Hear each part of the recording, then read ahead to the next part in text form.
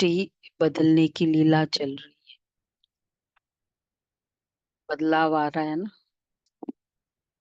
अगर month wise देखे, week wise देखे, मंथ वाइज, एक एक दिन में कितने अचानक के पेपर आते हैं।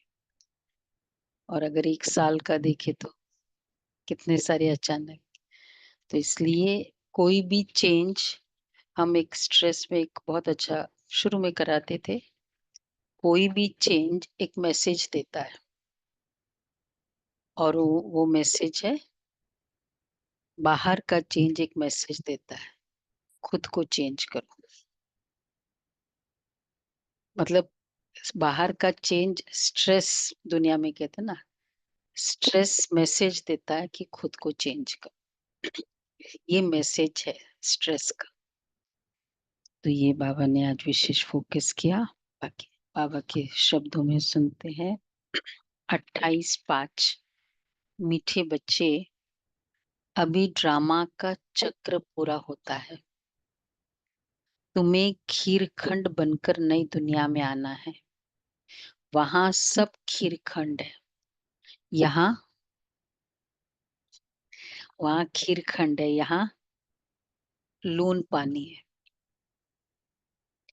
ये बाबा के डिक्शनरी के वर्ड है। ये खीरखंड दुनिया में नहीं है। लून पानी है। अच्छा, प्रश्न है, तुम त्रिनेत्री बच्चे किस नॉलेज को जानकर त्रिकालदर्शी बन गए? त्रिनेत्री तो है और त्रिकालदर्शी। त्रिनेत्री,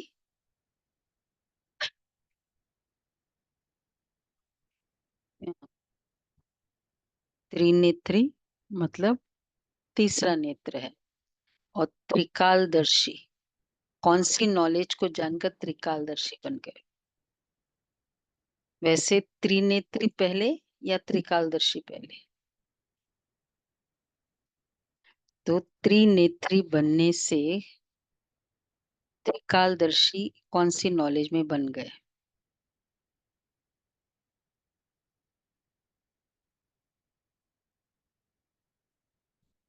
हाँ, आदि मध्य अंत। आत्मा को जानने के बाद ही आदि मध्य अंत को जान सकते। सृष्टि चक्र को बिना आत्मा का ज्ञान नहीं जान सकते। बहुत कनेक्टेड है। बाबा ने ये जो चैप्टर्स का सीक्वेंस बताया है ना, बहुत एक्यूरेट है। आत्मा फर्स्ट, तो फिर तुम्हें अभी सारे वर्ल्ड की हिस्ट्री ज्योग्राफी की नॉलेज मिली है। सतयुग से लेकर कलयुग अंत तक की हिस्ट्री ज्योग्राफी तुम जानते हो। सतयुग से ज्योग्राफी में, सतयुग से लेकर अंत तक का ज्योग्राफी क्या है, हिस्ट्री पता है। सतयुग से लेकर के कलयुग के, सोचना आएगा बाद में।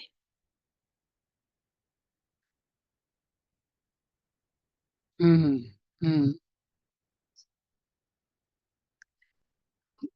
ये तो ठीक है। ये तो फिजिकल ज्योग्राफी है ना हम लोगों को। ये तो हाँ। हाँ, तीन लोग, ये ज्योग्राफी ऐड है। हाँ, ये वाली ज्योग्राफी है। तो सतयुग से लेकर कलयुग अंत तक की हिस्ट्री ज्योग्राफी तुम जानते हो। तुम्हें ज्ञान का तीसरा नेत्र मिला है कि आत्मा एक शरीर छोड़ दूसरा लेती है। संस्कार आत्मा में है। अब आप कहते, बच्चे नाम रूप से न्यारा बनो, अपने को आत्मा अशरीरी समझो। अच्छा, गीत है, धीरज धर मनुआ।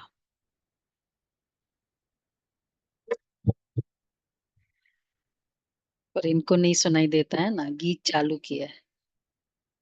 थोड़ा थोड़ा कैसे सुनाई दे?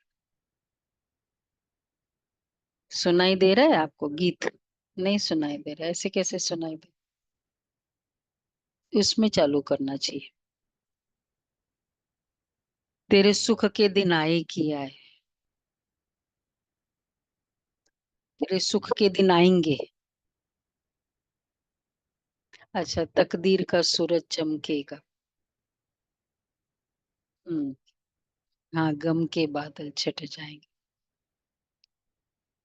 ओम शांति। अब तो बहुत थोड़े समय के लिए धीरज धर।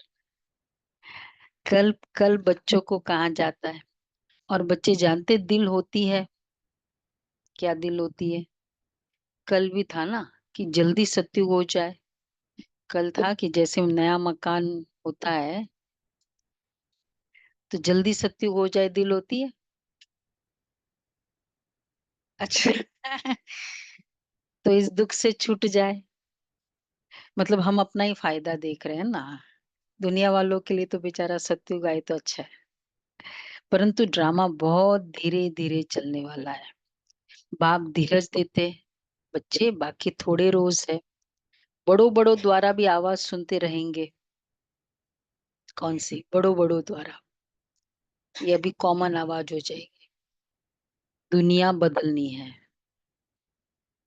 हाँ, वो सब मतलब एंड में आके अब कहेंगे कि दुनिया बदलनी है। और बाबा ने कह दिया 5,000 साल पहले, मतलब एटलीस्ट 2,500 से तो क्लियरली पता ही है कि बदलने वाली है। बाप धीरज देते हैं। जो भी बड़े बड़े पोप है जैसे वो भी कहते दुनिया बदलने वाली है। अच्छा, फिर पीस कैसे होगी? इस समय तो सब लून पानी है। अभी हम खीरखंड हो रहे हैं। उस तरफ दिन प्रतिदिन लून पानी होते जाते हैं। लून पानी होना 1 मिनट में लगता है। खीरखंड के लिए प्रूव करो, मतलब उसके लिए टाइम चाहिए बहुत। और फिर बाद में एक इतनी सी बात हो जाएगी, सारी फेथ खत्म।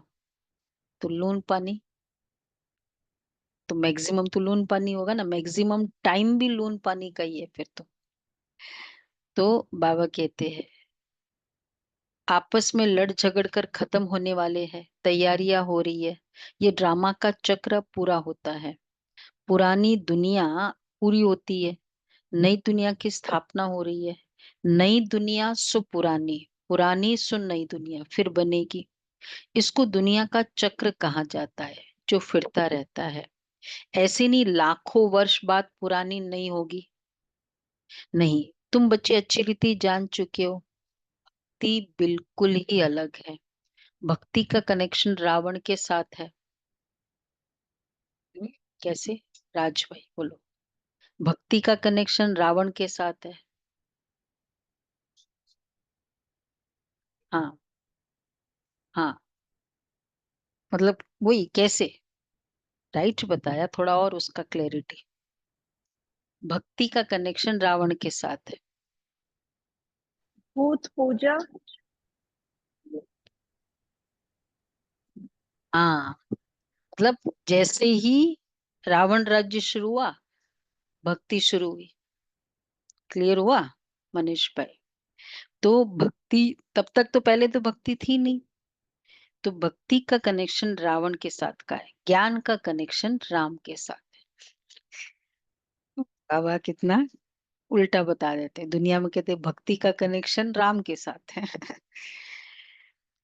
तो ये भी तुम अभी समझ रहे हो।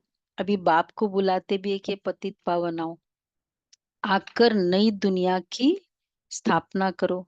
नई दुनिया में जरूर सुख होता है। अब बच्चे छोटे अथवा बड़े सब जान गए हैं कि अभी घर चलना है, यह नाटक पूरा होता है। हम फिर से सतयुग में जाएंगे, फिर 84 जन्मों का चक्र लगाना है। स्व आत्मा को दर्शन होता है सृष्टि चक्र का। अर्थात आत्मा को ज्ञान का तीसरा नेत्र मिला है, उसको कहा जाता है। आत्मा को ज्ञान का तीसरा नेत्र मिला है, उसको कहा जाता है त्रिनेत्र।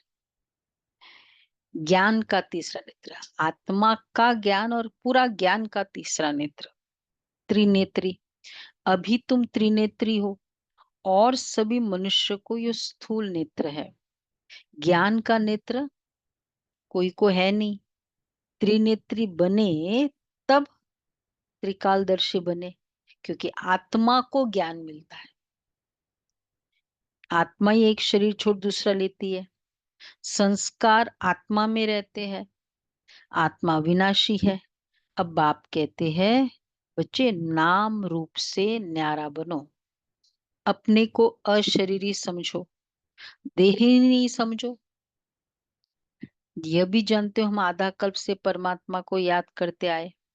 इसमें जब जास्ती दुख होता है तब जास्ती याद करते हैं।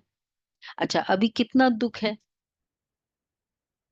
आगे इतना दुख भी नहीं था। अभी इतना दुख है तो भी इतना याद नहीं करते, तो भी ज्ञान को बिलीव नहीं करते। और अगर पहले होता तो पहले बाबा आ जाता द्वापर युग में, कहते भगवान पहले जल्दी आ जाते ना तो ये गंदी होती ही नहीं दुनिया। नहीं नहीं, ड्रामा तो है। अगर पहले आ जाता, अभी की इतनी हालत में भी नहीं वहां मत जाना, सुना ही नहीं दे रहा है वहां मत जाओ, बस और कुछ नहीं। तो पहले आता तो क्या कुछ भी कदर नहीं होती, थोड़ी बहुत कदर जो हो रही है बाबा की, फिर क्यों आएंगे बाबा? भगवान रिस्पेक्ट ही नहीं है, ज्ञान की भी जरूरत नहीं है, फिर क्यों आएंगे वो? तो बाबा कह रहे, क्या कह रहे?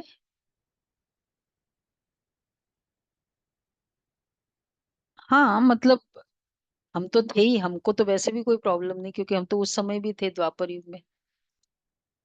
बाकी सृष्टि की आत्मा ही नहीं थी ना, वो तो हम लोग को तो फिर भी प्रॉब्लम नहीं है, लेकिन उनकी तो रिस्पेक्ट होनी चाहिए, वो नहीं होती ना। तो बाबा कहते ये भी जानते हैं हम आधा कल्प से परमात्मा को याद करते आए हैं। इसमें जब जास्ती दुख होता है तब जास्ती याद करते हैं।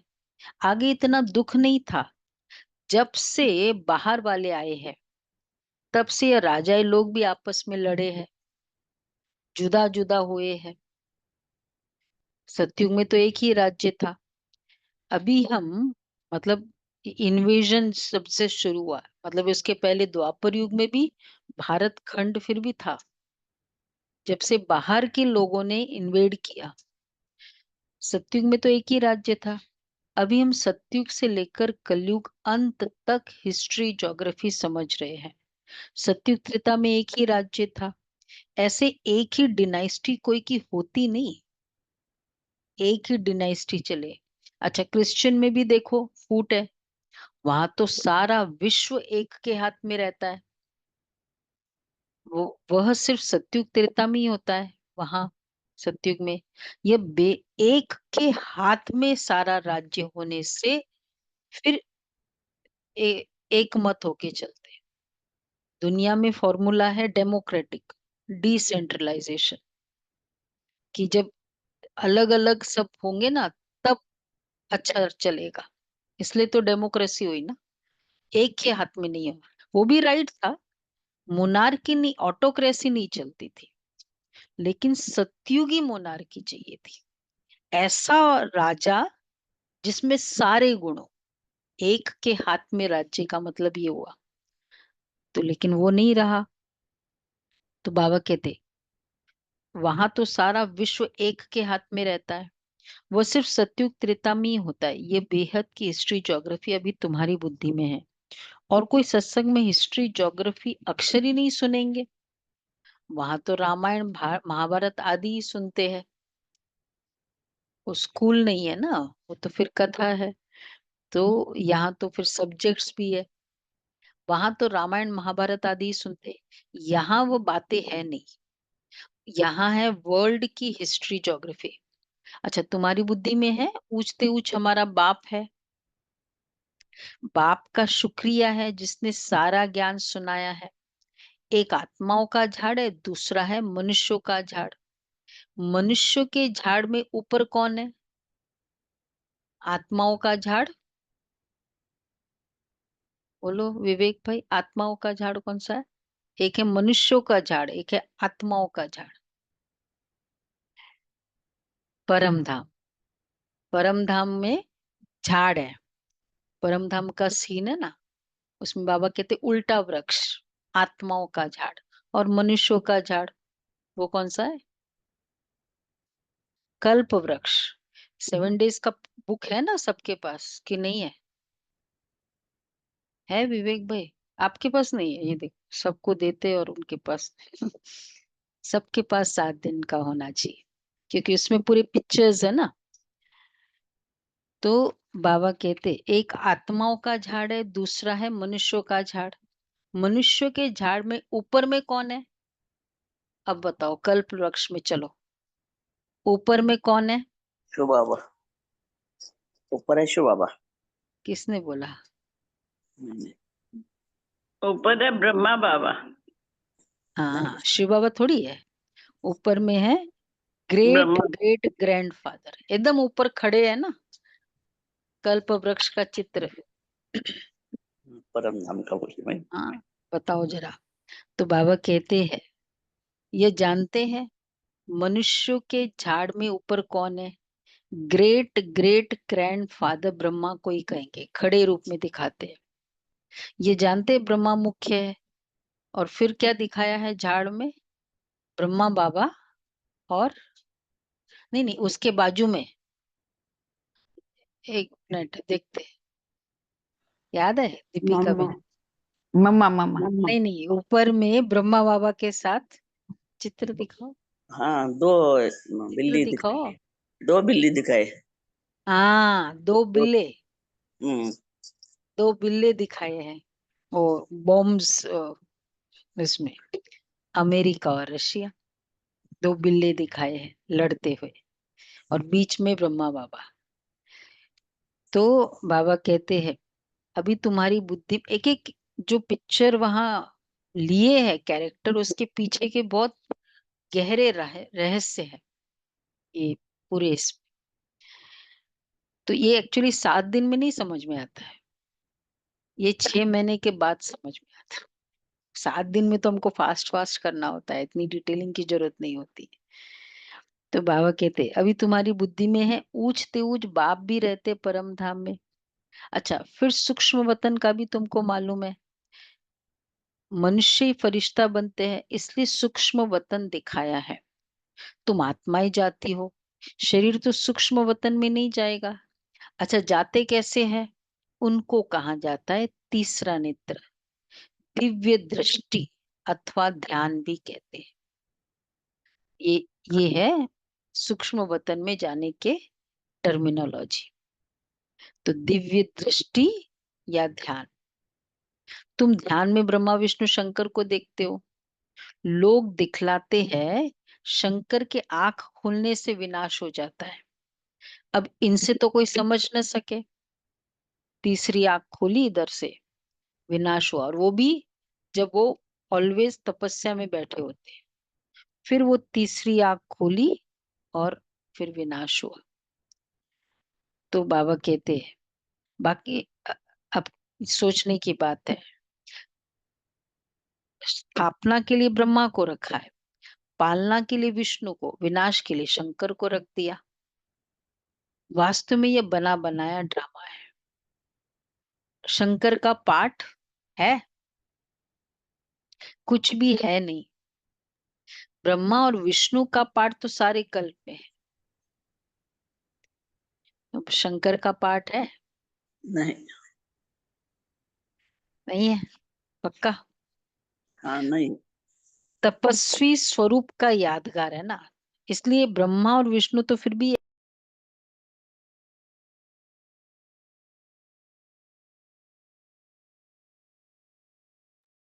साउंड नहीं है। दीदी म्यूट हो गए आप।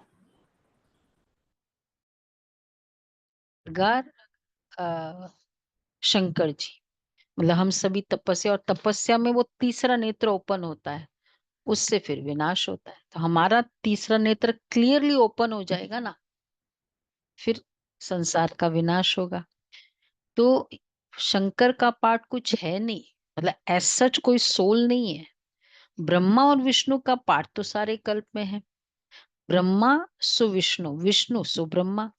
अच्छा, ब्रह्मा के भी 84 जन्म पूरे हुए, तो विष्णु के भी पूरे हुए। शंकर तो जन्म मरण से न्यारा है, इसलिए शिव और शंकर को फिर मिला दिया है वास्तव में, क्योंकि कोई सोल ही नहीं है, तो इसलिए उन्होंने सोच कह दिया शिव जी और शंकर जी। शिव निराकार, शंकर और शिव एक है। अब नाम अलग, रूप भी अलग। विनाशकारी शंकर तीसरा नेत्र खुलते ही विनाशकारी, और परमात्मा कल्याणकारी। तो वो भी अलग। और शंकर जी ध्यान लगाते हुए, तो किसका ध्यान लगा रहे हैं?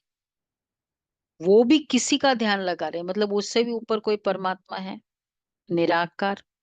तो नाम अलग, रूप अलग, काम अलग, स्टाइल भी अलग। शिवालय। हाँ। हाँ। तो कैसे एक हो सकते हैं? तो बाबा कहते हैं शंकर जी का तो जन्म मरण से न्यारा है, इसलिए शिव और शंकर को फिर मिला दिया है। वास्तव में शिव का तो बहुत पार्ट है, पढ़ाते हैं। भगवान को कहा जाता है नॉलेजफुल। अगर वो प्रेरणा से कार्य करता तो सृष्टि चक्र का ज्ञान कैसे देता? इसलिए बाप समझाते हैं, बच्चे प्रेरणा की कोई बात ही नहीं, बाप को तो आना पड़ता है। बाप कहते बच्चे मेरे में सारे सृष्टि चक्र का ज्ञान है, मुझे ट्रेनिंग देनी है।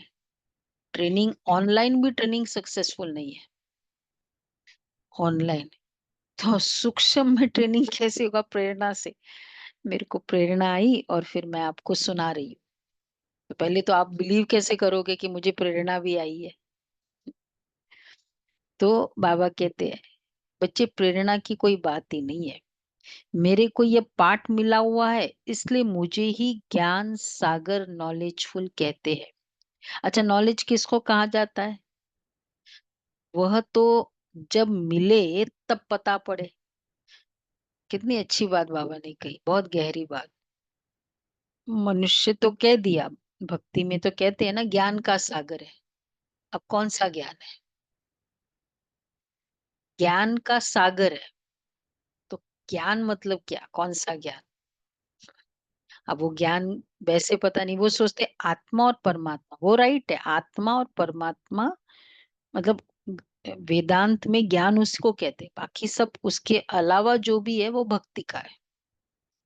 लेकिन ज्ञान मतलब ही खाली आत्मा परमात्मा थोड़ी, ज्ञान का सागर है। सागर का मतलब क्या है?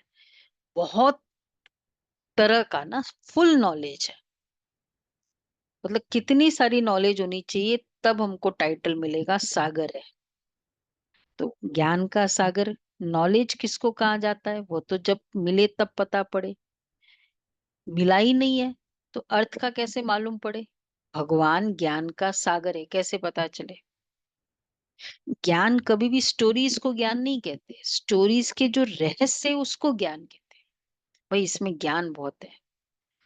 रामायण में ज्ञान बहुत है। कौन सी, किस बात के लिए? बाकी ये तो चलो जो भी कथाएं बताई है, पर उसके पीछे का जो बीच बीच में ज्ञान आता है ना, उसको ज्ञान बुलाते हैं। तो परमात्मा ज्ञान का सागर है, तो मतलब प्योरली वही होगा ना उसमें। तो बाबा कहते हैं नॉलेज किसको कहा जाता है? वो तो मिले तब पता पड़े। आगे तुम भी कहते थे ईश्वर प्रेरणा करते हैं, वो सब कुछ जानते हैं। हम जो पाप करते हैं ना, ईश्वर देखते हैं।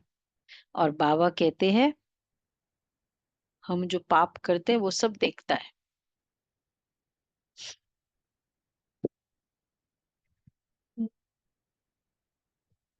मैं अंतर्यामी नहीं हूँ, नहीं देखता। ये तो अच्छे से कर सकते हैं ना। बाबा कहते हैं हाँ, यह मैं धंधा नहीं करता हूँ, ये तो जैसे कर्म करते उसके खुद ही सजा भोगता है। ये ऑटोमेटेड वो सारा सिस्टम बना हुआ है, तुमने इधर एंट्री की, हो जाएगा। मैं किसको नहीं देता हूँ, न कोई प्रेरणा से सजा दूंगा। दादियों का मैनेजमेंट भी कैसे था? अब एक बहन, सपोज एक सेंटर दूसरा सेंटर की दूसरी बहन की कंप्लेन लेकर आती थी, गुलजार दादी का स्टाइल था, मतलब सबका नहीं। तो दादी, दादी इसने ऐसा किया, ये वो जो भी स्टोरी है उसकी, वो उसने बोल दिया, उसने बोल दिया। दोनों को सामने बुलाती, बैठो, पूछ के ऑफ कोर्स, और अच्छा आप ही बता दो। मतलब मुझे आपकी गलतियों को रिपीट करना वो मैं नहीं करूंगी, ये भी कर्म भोग हम नहीं करें। तुम बैठो, आपस में सामने सामने। शिक्षा जो देनी है वो दे देंगे। मतलब दादिया भी ये कि वो ये इस तरह के भी कर्म नहीं करते, परमात्मा क्यों बैठ के सजा देगा फिर, वो कैसे करेगा। तो मैं प्रेरणा से अ, तो ये तो जैसे कर्म करते उसकी खुद ही सजा भोगते, मैं किसको नहीं देता हूँ।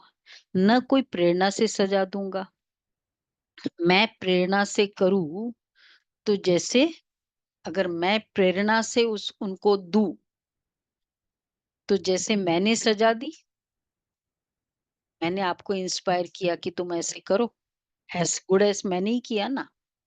कोई को कहना कि इनको मारो, ये भी दोष है, कहने वाला भी फंस पड़े। शंकर प्रेरणा दे तो वो भी फंस जाए। अब बाप कहते हैं मैं तो तुम बच्चों को सुख देने वाला हूँ, तुम मेरी महिमा करते हो। बाबा जाकर दुख आकर दुख हरो, मैं थोड़ी दुख देता हूँ। अब तुम बच्चे बाप के सम्मुख बैठे हो तो कितनी खुशी होनी चाहिए। यहाँ डायरेक्ट भाषण आती है मधुबन में। बाबा हमको पढ़ाते हैं, इनको मेला कहा जाता है। सेंटर्स पर तुम जाते हो वहां कोई आत्माओं परमात्मा का मेला नहीं कहेंगे, आत्माओं परमात्मा का मेला यहाँ लगता है। ये भी तुम जानते हो। सेंटर्स पर मतलब डायरेक्ट बाबा नहीं मिलते हैं ना वैसे। ये भी तुम जानते हो कि मेला लगा हुआ है, बाप बच्चों के बीच में आए हैं, आत्माएं सब यहाँ है। आत्मा ही याद करती है कि बाप आए। ये सबसे अच्छा मेला है। बाप आकर सब आत्माओं को रावण राज्य से छुड़ा देते हैं।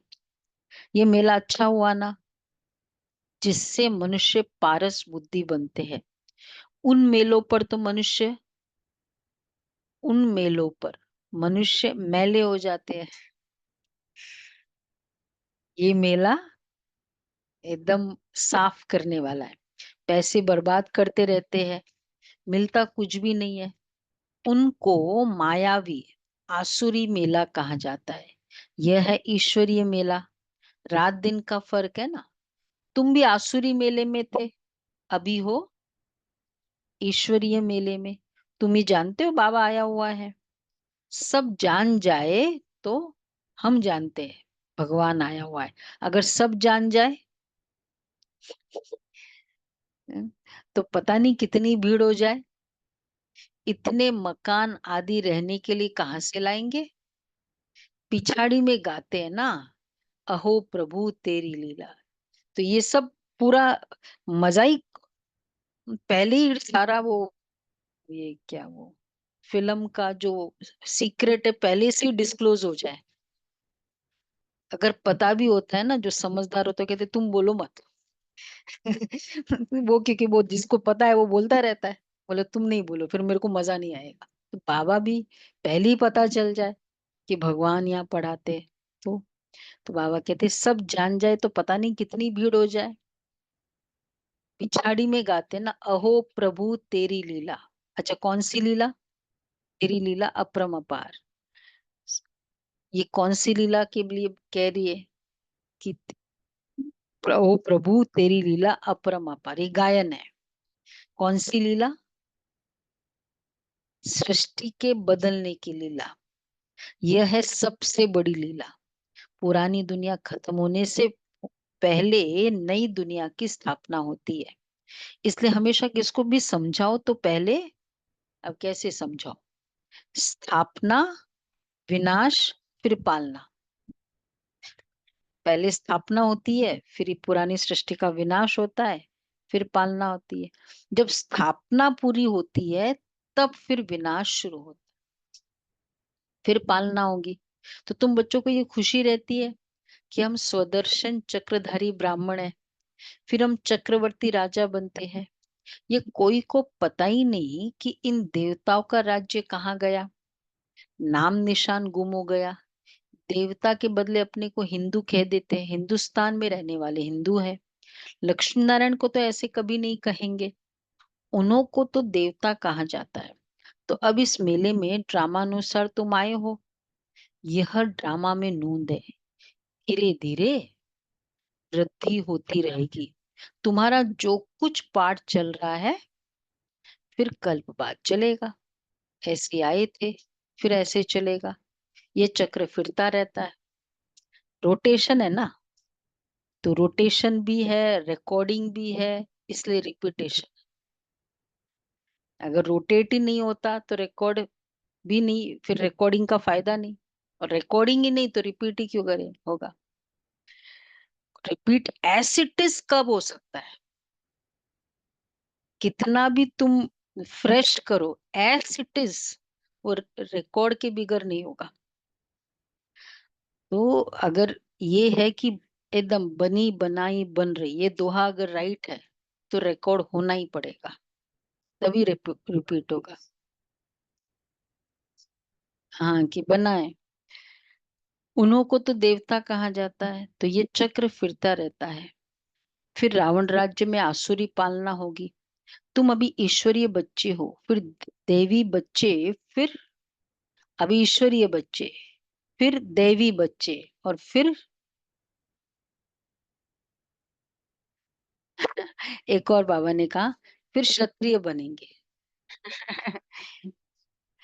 हाँ, तुम जो अपवित्र प्रवृत्ति वाले बन गए थे, सो फिर पवित्र प्रवृत्ति वाले बनते है। तो ये भी देवी गुण वाले मनुष्य। देखो, बाबा ने भी ये बहुकाल का जो फॉर्मूला बनाया, क्योंकि बहुकाल तक पवित्रता की प्रवृत्ति चलेगी।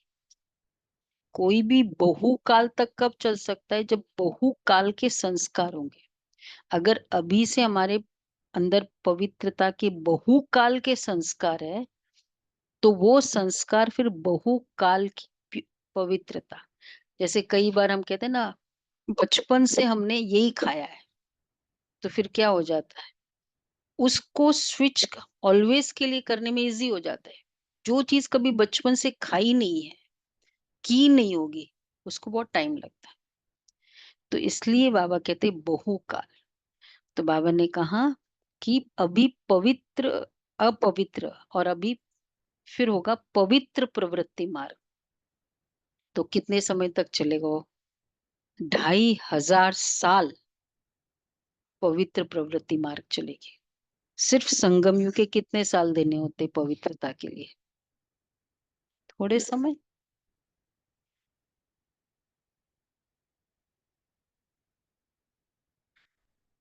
नहीं, सत्युग वाली पवित्रता तो नहीं चलेगी ना, वो तो सिस्टम ही चेंज हो जाएगा।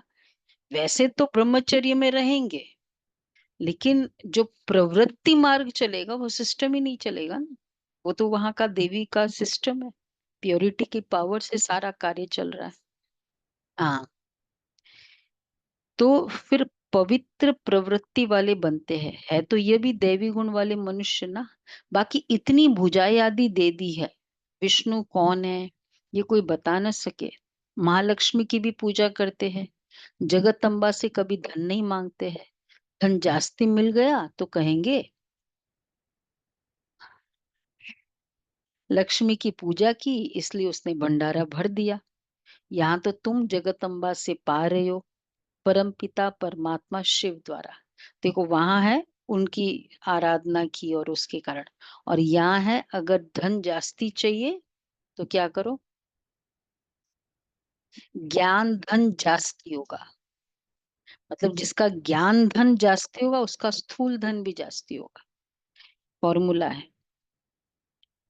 तो यहाँ तो तुम जगदम्बा से पा रहे हो, परम पिता परमात्मा शिव द्वारा देने वाला वह है। तुम बच्चे बाप दादा से भी लकी हो। देखो, जगदम्बा का कितना मेला लगता है। अच्छा, ब्रह्मा का इतना नहीं है, इसलिए ब्रह्मा बाबा से भी देवियों के मेले लगते हैं ना। ब्रह्मा बाबा का तो कहीं कुछ गायन भी नहीं है, कितने सारे देवियों के मेले लगते हैं। जगदम्बा का लगता है, चंडिका का मेला लगता है, काली काली का मेला लगता है। देवियों में भी तो सारे के नहीं लगते, कुछ कुछ के लगते हैं। ब्रह्मा का इतना नहीं है, ब्रह्मा को तो एक ही जगह बिठा दिया है। अजमेर में बड़ा मंदिर है, देवियों के मंदिर बहुत है। क्योंकि ऐसा क्यों? सारा फाउंडर, बीज, स्टार्टिंग छिप जाता है, इसलिए उनके मेले नहीं है। ब्रह्मा को एक जगह बिठा दिया है, क्योंकि इस समय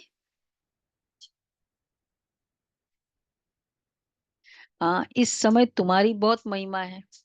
वैसे भी मधु, इसलिए वो एक्यूरेट है। बाबा अजमेर एक ही जगह मंदिर होगा, क्योंकि साकार में बाबा भी कभी भी नहीं जाते थे बाहर। कभी भी लेक्चर के लिए, भाषण के लिए बाबा कभी नहीं गए। दिल्ली, बॉम्बे, कैलकाटा, नहीं, दिल्ली, बॉम्बे, कानपुर, लखनऊ में शायद आए होंगे। हाँ, शायद नहीं होगा, लेकिन दिल्ली, बॉम्बे, कानपुर, बस ये 3 जगह बाबा का जाना हुआ था, जब भी जाना हो। तो और बाबा वो भी बीकेएस के लिए, बच्चों के लिए जाते थे, नॉन जाते थे बीकेएस का नॉन। प्रोग्राम नहीं कर सकते, तो ये नहीं दीदी होता। बाबा अमृतसर भी जाते थे। हाँ, एक बार अमृतसर भी गए थे। कुछ इस तरह के ऐसे स्थान, तो इसलिए बाबा के फिर मंदिर भी नहीं है। अजमेर में एक ही मंदिर है। हाँ, देवियों का, हम देवियों का मंदिर है। तुम्हारी महिमा होती रहती है, तुम भारत की सेवा करते हो, पूजा भी तुम्हारी जास्ती होती है। तुम लकी हो ना, तुम मेरे से ज्यादा लकी हो ना। जगदम्बा के लिए ऐसे कभी नहीं कहेंगे कि वह सर्वव्यापी है। तुम्हारी महिमा होती रहती है। ब्रह्मा, विष्णु, शंकर को भी सर्वव्यापी नहीं कहते हैं। अच्छा, मुझे कह देते हैं कण कण में है, कितनी ग्लानि करते हैं। तुम्हारी में, तुम्हारी मैं कितनी महिमा बढ़ाता हूँ। कौन बोल रहा है? शिव बाबा। कैसे? देखो, भारत माता की जय कहते हैं। भारत माता तो तुम हो ना, धरती थोड़ी है। वो कहते भारत माता। धरनी आदि जो अब तमो प्रधान है, सतयुग में सत्व प्रधान हो जाती है। एक्चुअली भारत माता तो पेट्रियोटिक फीलिंग नहीं है केवल। माता वर्ड क्यों बोला भारत को? कोई भी यूरोपियन माता नहीं बोलते, मदर इंडिया, मदर इंग्लैंड नहीं बोलते, मदर अमेरिका नहीं बोलते, भारत के लिए माता बोला जाता है। तो फिर वो कौन सी माता है? धरती की बात होती है तो फिर सब कंट्री को, हर कोई पेट्रियोटिक है अपने अपने लेवल पे, अपने अपने देश के लिए। तो कौन सी भारत की महिमा है? वो सत्व प्रधान भारत की महिमा है। तो भारत माता, जिन्होंने उस भारत का गर्व बढ़ाया, सत्व प्रधान बनाया, इसलिए कहते देवताओं, धरनी तो अब धरनी आदि जो अब तमो प्रधान है, सतयुग में सत्व प्रधान हो जाती है। इसलिए कहते देवताओं के पैर पति दुनिया में नहीं आते। जब सतो प्रधान धरनी होती है तब आते हैं। अभी तुमको सतो प्रधान बनना है, श्रीमत पर चलते बाप को याद करते रहेंगे तो उच्च पद पाएंगे। ये ख्याल रखना है, याद करेंगे तो विक्रम विनाश होंगे। श्रीमत मिलती रहती है। सतयुग में तो तुम्हारी आत्मा पवित्र कंचन हो जाती है, तो शरीर भी कंचन मिलता है। सोने में खाद पड़ती है तो फिर जेवर भी ऐसा बनता है। आत्मा झूठी तो शरीर भी झूठा। खाद पड़ने से सोने का मूल्य भी कम हो जाता है। तुम्हारा मूल्य खाद पड़ते पड़ते, कल भी बाबा ने कहा ना वरदान में, क्या था? मोल्ड ही रियल गोल्ड है। तो एक्चुअल 24 कैरेट का कीमत और खाद पड़ने के बाद का जो कीमत होता है, तो तो खाद पड़ने से सोने का मूल्य भी कम हो जाता है। तुम्हारा मूल्य अभी कुछ है ही नहीं, पवित्रता का रहा ही नहीं। पहले तुम विश्व के मालिक थे तो 24 कैरेट थे, अभी इसमें लिखा है 9 कैरेट कहेंगे। 9 कैरेट है वो। ये बाप, ये रॉन्ग है, मतलब अगर मुरली पढ़ते हो ना, एनो है, 9 कैरेट। ये बाप बच्चों से रुरियान करते हैं, बच्चों को बैठ बहलाते हैं प्यार प्यार से ना। क्यों? ज्ञान को भी प्लेफुली देते हैं। ज्ञान ऐसे थोड़ी लगता है ज्ञान दे रहे लेने जा रहे, प्लेफुल। जो तुम सुनते सुनते चेंज हो जाते हो, मनुष्य से देवता बन जाते हो। वहां हीरे जवाहरातों के महल होंगे, स्वर्ग है ना, फिर तो क्या, पूछो मत। वहां के शुभी रस आदि भी तुम पी कर आते हो। पता है शुभी रस? बोलो कौन सा है शुभी रस? एक मिनट, मनोज भाई बताएंगे। पिया है ना?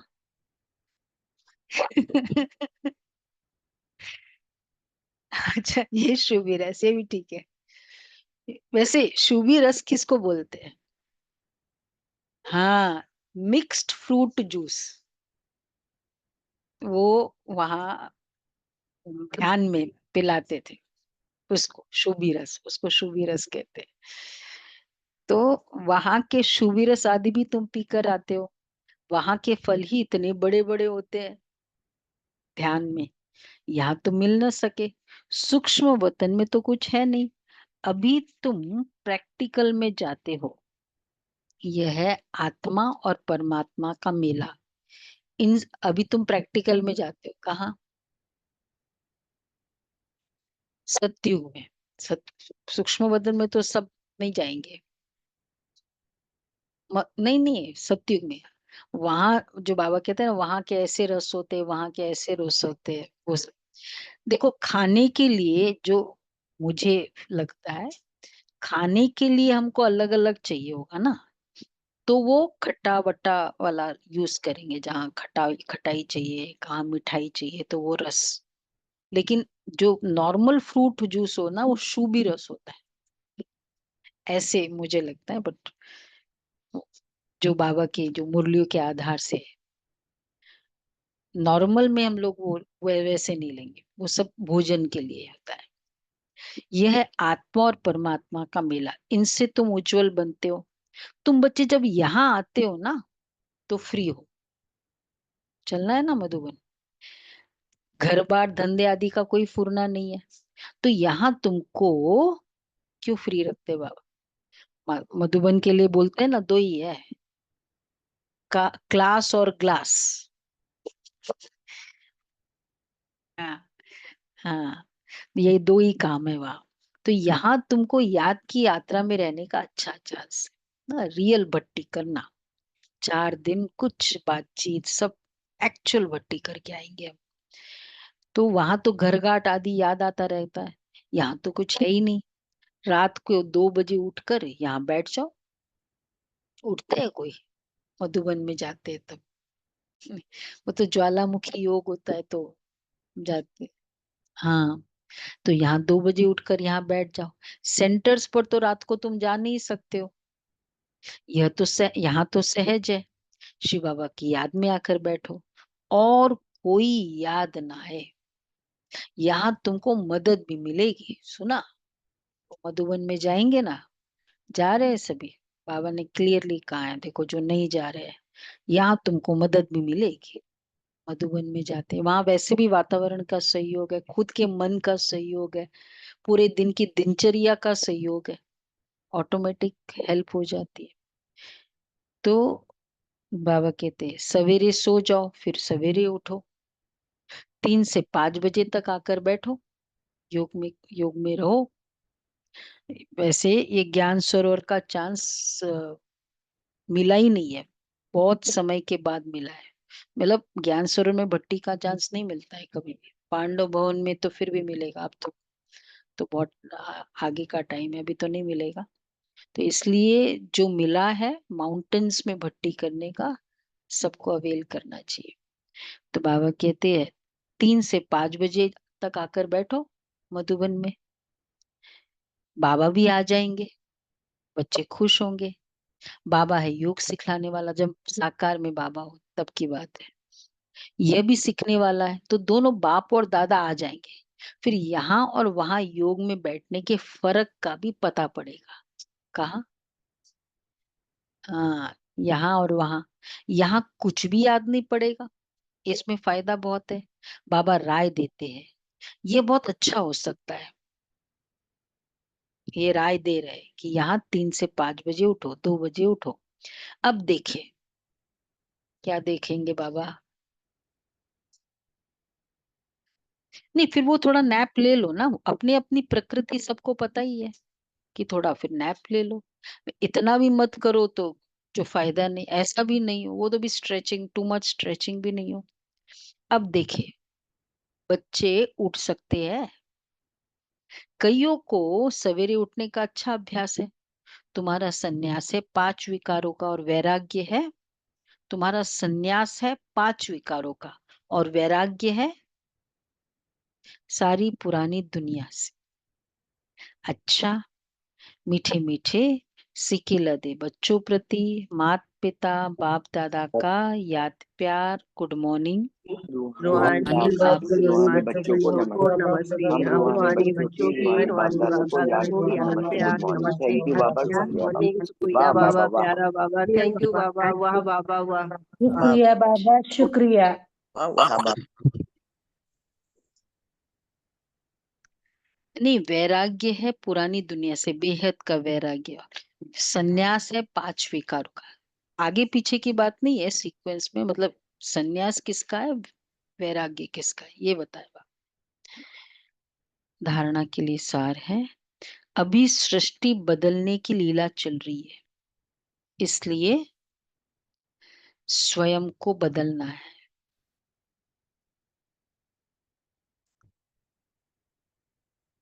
सृष्टि बदलने की लीला चल रही, इसलिए स्वयं को बदलना है।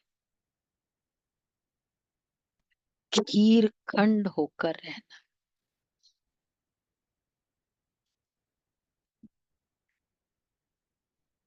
दूसरा है, सवेरे उठकर एक बाप की याद में बैठना है। उस समय और कोई भी याद ना आए, इस लेवल तक आ जाना चाहिए।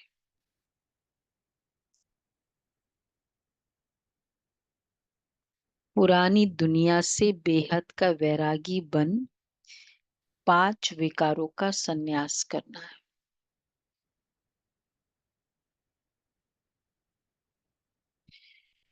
इसमें जो बाबा ने कहा ना कि सवेरे उठकर, उसके लिए हम अ, हम ये पुरुषार्थ करते हैं कि सपोज जो भी याद आया बीच बीच में, तो वो सिचुएशन के समय जरूर मुझे बाबा याद नहीं, इसलिए वो परिस्थिति, वो व्यक्ति योग में आके वो याद पड़ता है, वो परिस्थिति, है ना।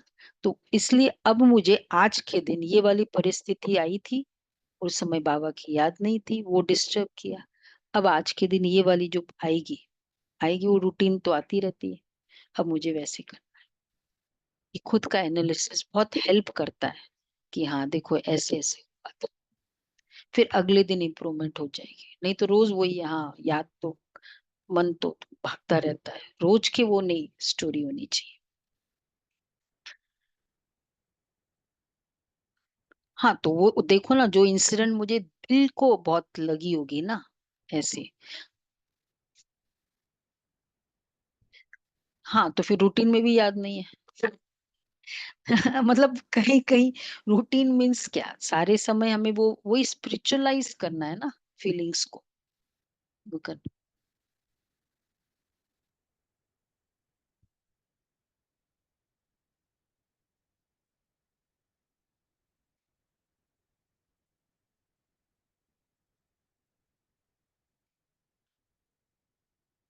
हाँ, मतलब हाँ, जहां भी हमें चेंज करना है हम चेंज करें, वो सब उस समय। ये वाला एक मिरर है, अमृत वेले के व्यर्थ संकल्प भी हमारे लिए मिरर है। उसको देखो कि अगली बार आज के दिन वो वाले फीलिंग्स में नहीं चलेंगे। हाँ हाँ, वही सारा खेल ही मैं और मेरे का है, और है ही नहीं पूरा। सारे संकल्प ही उसके लिए है।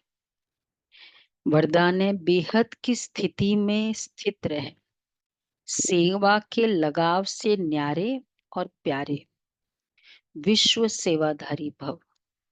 बेहद की स्थिति में स्थित रहे, सेवा के लगाव से न्यारे और प्यारे, विश्व सेवाधारी भव। विश्व सेवाधारी अर्थात बेहद की स्थिति में स्थित रहने वाले। ऐसे सेवाधारी सेवा करते हुए भी न्यारे और सदा बाप की प्यारे रहते हैं। सेवा के लगाव में भी नहीं आते हैं, क्योंकि सेवा का लगाव भी सोने की जंजीर है। यह बंधन बेहद से हद में ले आता है। इसलिए देह की स्मृति से, ईश्वरीय संबंध से, सेवा के साधनों के लगाव से न्यारे और बाप के प्यारे बनो। मतलब देह की स्मृति से और ईश्वरीय संबंध से और सेवा के साधनों के लगाव से न्यारे और प्यारे बनो। मतलब सेवा के साधन यूज करते हुए उसको, हाँ, से वो भी तो सेवा ही है ना। ईश्वरीय संबंधी तो सेवा, ये तीनों जो सेवा में,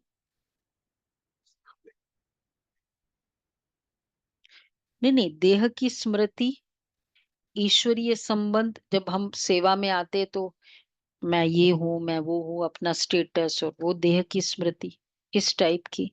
ईश्वरीय संबंध से, चाहे वो ईश्वरीय संबंध है लेकिन फिर भी उसमें मतलब शिव बाबा के बच्चे हैं, पर उसमें भी तो लगाव हो जाता है ना।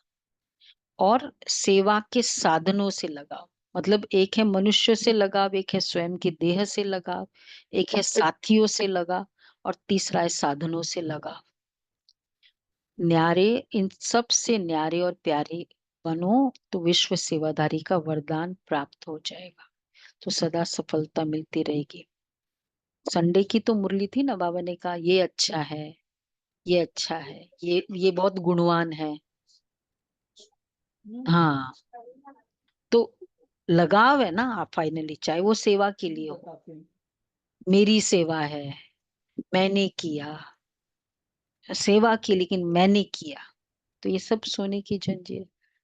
और जहां वो मुझे खींचता है, अब जैसे वो था ना बाबा की, वो मतलब वो बाबा की मुरली में कि अगर योग के समय सेवा याद आ रही है तो भी तुम्हारा सेवा एक्यूरेट नहीं है।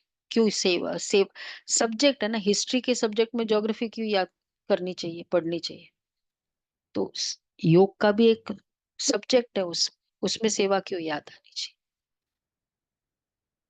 स्लोगन है, व्यर्थ संकल्पों को 1 सेकंड में स्टॉप करने की रिहर्सल करो तो शक्तिशाली बन जाएंगे। व्यर्थ संकल्पों को 1 सेकंड में स्टॉप करने की रिहर्सल करो। 1 सेकंड बहुत पावरफुल ब्रेक चाहिए। मतलब ज्ञान इतना अंदर क्लियर चाहिए जो तुरंत ब्रेक लग जाए। नहीं तो मुंह से मुंह फिजिकली ब्रेक लग जाता है, अंदर चलता रहता है। अव्यक्त इशारे। आप सबकी पहली प्रवृत्ति है अपनी देह की प्रवृत्ति, फिर है देह के संबंध की प्रवृत्ति। तो पहली प्रवृत्ति देह के हर कर्मेंद्रियों को पवित्र बनाना है। जब तक देह की प्रवृत्ति को पवित्र नहीं बनाया है, तब तक देह के संबंध की प्रवृत्ति, चाहे हद की हो चाहे बेहद की हो, उसको भी पवित्र नहीं बना सकेंगे। तो पहले अपने आप से पूछो कि अपने शरीर रूपी घर को, अर्थात संकल्पों को, बुद्धि को, नयनों को और मुख को रूहानी अर्थात पवित्र बनाया है? ऐसी पवित्र आत्माएं ही महान है। देह की संबंध, देह की प्रवृत्ति, स्वयं के देह की उसको पवित्र, और फिर देह के संबंध, जो भी संबंध में हम आत्माएं जिनके साथ है उनको भी किस, जैसे एक तरीका है टाइटल, हाँ, उसको विशेष आत्मा टाइटल से याद करो, महान आत्मा, देवात्मा। बच्चा बेटी या बेटी के याद करते तो भी देह प्रवृत्ति, तो देह के संबंधों की प्रवृत्ति, और फिर तो इन दोनों को तब बाबा कहते पवित्र बना सकेंगे। अच्छा, बाकी कल न्यूज आई है, वैसे तो जाइडस हॉस्पिटल में